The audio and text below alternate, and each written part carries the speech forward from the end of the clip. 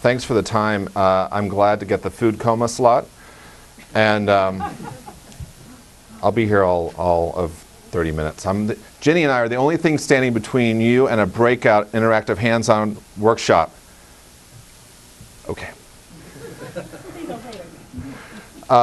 Seriously, I would like to thank Ginny for her thoughts and contributions to today's remarks. We thought that it might be helpful before we take a break and split up into teams, if you will, to engage some of these questions. If we stepped back into the side, as if we were in an Arthur Murray studio a little bit, to talk a little bit more contextually about this messaging work, if you will, so that we had maybe a little more holistic thinking at play and some creative sparks, for example, to sort of be knocking around our brains while we go into these breakout groups.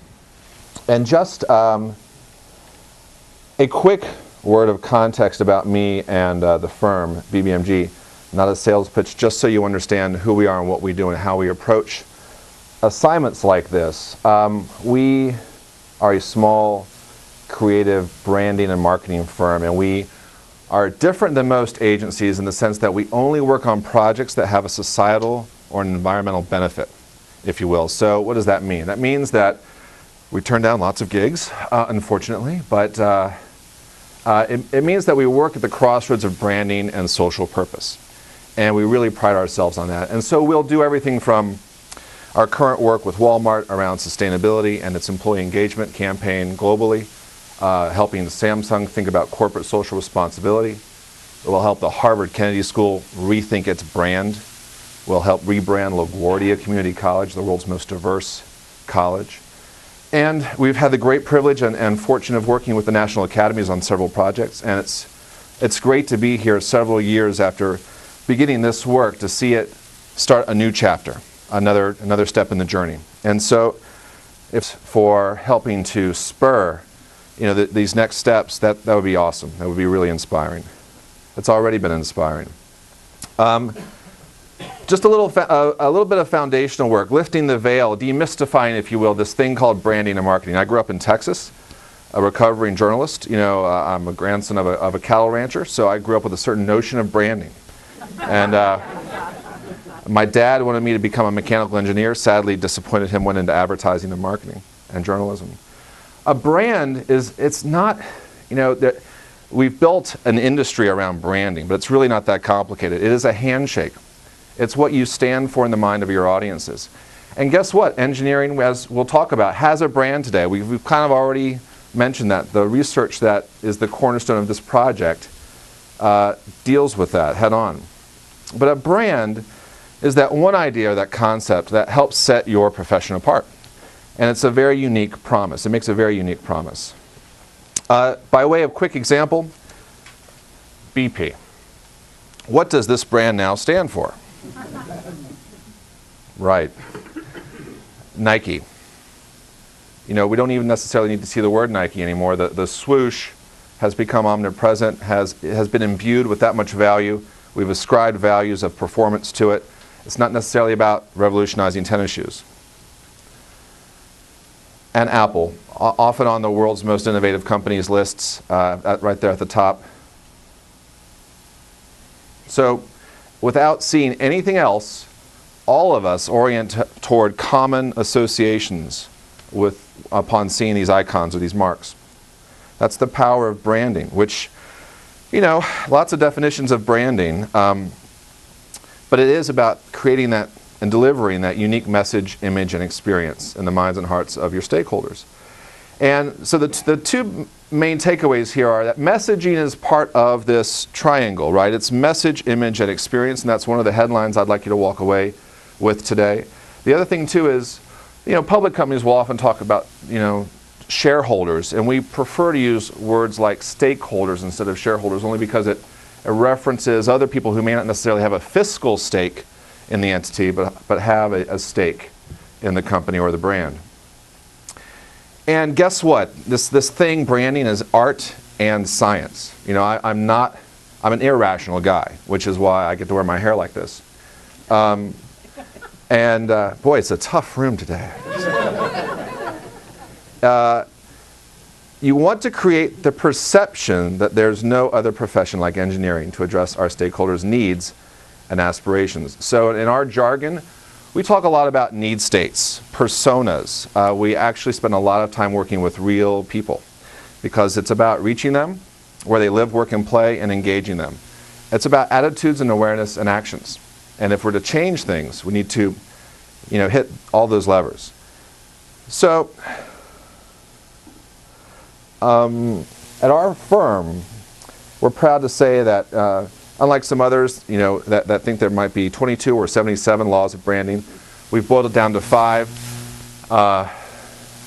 Branding is a reductionistic exercise, so here are our 5 laws of branding. Get ready for law number 1, the law of the word. So great brands own words in the minds of their stakeholders. They have a little piece of mind share, real estate.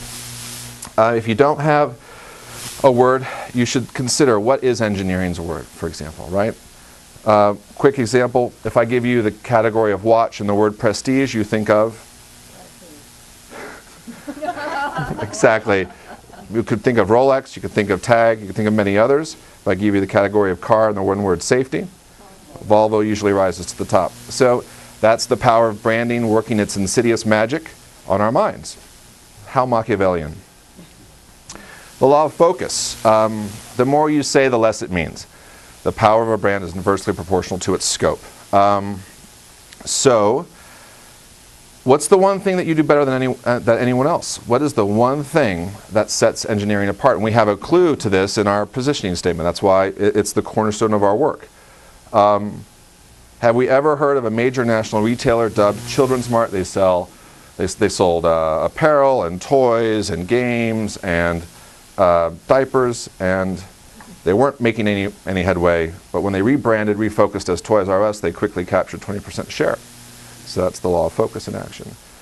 The third law is the law of leadership, and leadership is a very important motivating factor in terms of consumer behavior. So, hey, tonight we're hitting the town, down on K Street, 2 restaurants, one can seat us immediately, the other, it's a 20-minute wait, but it's buzzing.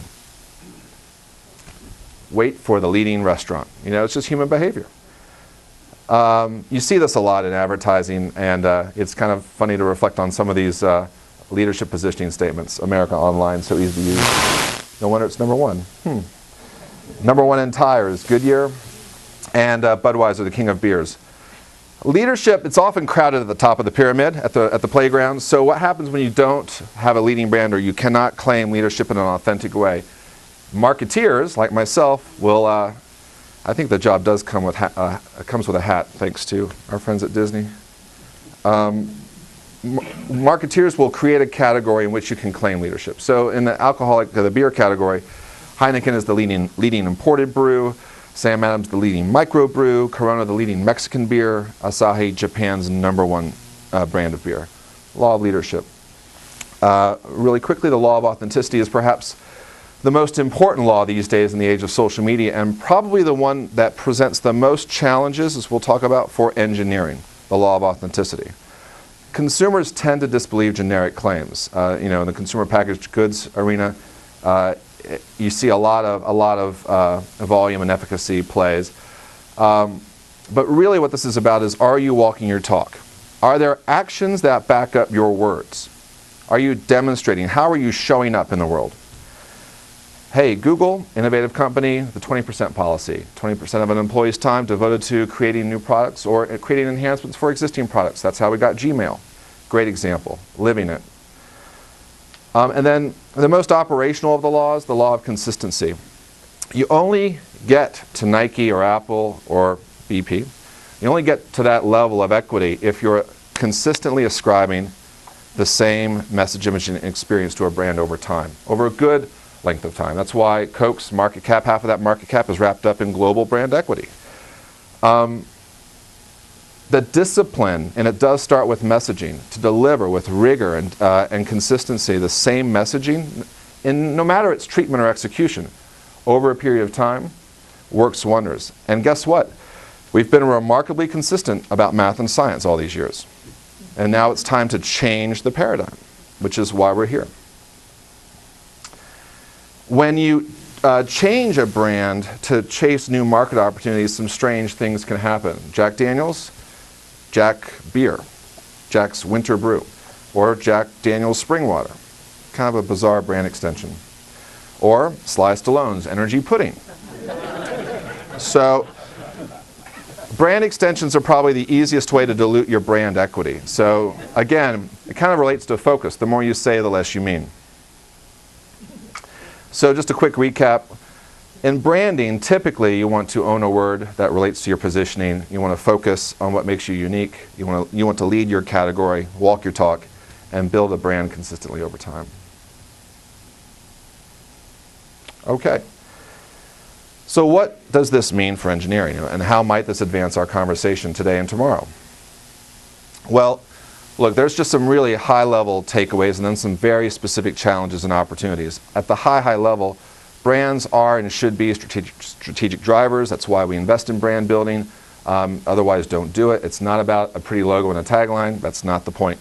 I won't go into the details, but GE's Eco-Imagination and what that's done to spur business and spur R&D, terrific real-world example of a brand being a strategic driver. Similarly, they have to be relevant to your stakeholders. I can't underscore this enough. It is very challenging, very hard work to always be thinking about your brand being lived and what it means to your diverse set of stakeholders. Your brand is not what you say it is, really. Today, especially in the age of Twitter and Facebook, brands are co-owned. So we now live in the age of what we call the age of co-creativity. So we need to recognize that. A great example of this is, wow, we had this campaign came out from Motrin about wearing your baby seems to be in fashion, and it had the tagline, "We feel your pain." So if you experience pain carrying your child, take Motrin.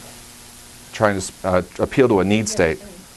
But it caused a firestorm online with certain women who took umbrage, rightly so, with the portrayal of, hey, primary caregiver, two, the fact that childcare can somehow cause pain or be painful, and that three is such an obvious, egregious push of a product. So, needless to say, it cost them millions of dollars to take down the campaign and address that crisis.